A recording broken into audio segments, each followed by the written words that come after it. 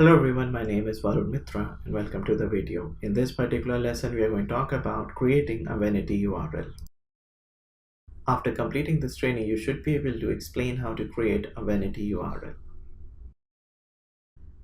You can define vanity URLs in AEM to create easy to remember and easy to search URLs for your website. One thing which you must always keep in mind is that these vanity URLs should always be unique and their value should not be used by another web page. In case the vanity URL is enabled on your AEM server, Dispatcher will periodically call a service that runs on the render instance to obtain a list of vanity URLs. Dispatcher stores this list in a local file. When a request for a page is denied due to the filters action, Dispatcher consults the list of vanity URLs. If the denied URL is on the list, Dispatcher allows access to the vanity URL. So now let's just quickly go ahead and see what you need to do in order to enable access to vanity URLs. I'm going to go to my AEM author. In order to create a vanity URL, you need to first and foremost define an author instance. I'm going to go to the site section and I will go to Geometrics demo site. In here, I will choose the toolbar page and click on View Properties.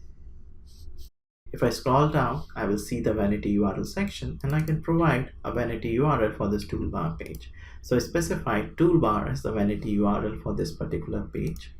Now, if I want to access this page, I can do that by going to localhost 4504 and simply specifying toolbar.html. This will display to me my toolbar web page. Once I'm happy with my configuration, I can activate it so that it goes live on my published server. Once this goes live on my published server, I would be able to access the toolbar web page by following the similar approach. So right now my vanity URL configuration is in place on my published instance. What I need to do next is I need to install a particular package that will run a service on my AEM publisher. This service will be called upon by the dispatcher and it will return all of the vanity URLs that are in use on my given AEM server. This particular package can be installed using your package manager. I'm going to quickly show you what this package actually looks like.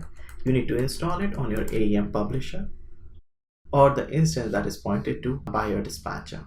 So right now I'm in CRXDE Lite and I'm going to go to package manager on my AEM publisher.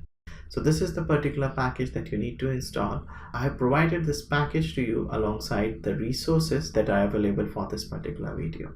So you can install this package on your publisher. Once this package is up and running, the service that will return to you all of the vanity URLs would be up and running as well. So all you need to do is just install this package.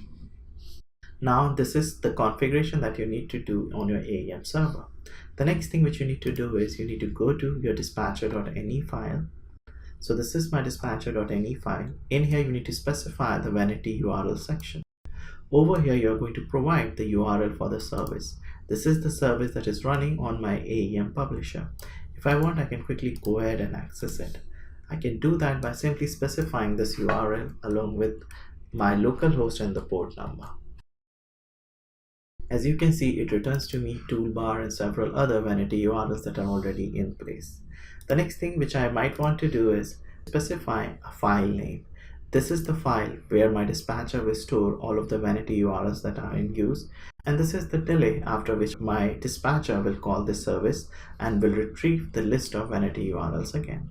Now this particular file will contain the list of all the vanity URLs. If a particular URL is denied because of the filter definition, dispatcher will consult the URLs within this vanity URL file and it will see if the URL is present in here. If the URL is present, dispatcher will go ahead and render it or fetch it from my AEM server, store it within its cache directory and render it back to the end user. So that is how vanity URLs can be configured on your dispatcher instance. Now, since I have already activated the web page with the vanity URL present, I can access it using my dispatcher. Let me quickly go ahead and do that. I'm going to quickly access it by specifying localhost:81/toolbar.html. This should call my dispatcher, and as I can see, my web page is available right over here. Also, what would happen at this instance is my dispatcher will call upon the service that is running on my publisher and it will store all of the vanity URLs within this file that is present within my conf directory. The path to this file is specified within this file directive specified within the vanity URL section. This file will contain the list of vanity URLs that are returned to me by the service that is running. As you can see, it contains toolbar right over here. In addition to it, I have done another setting within my filter.any.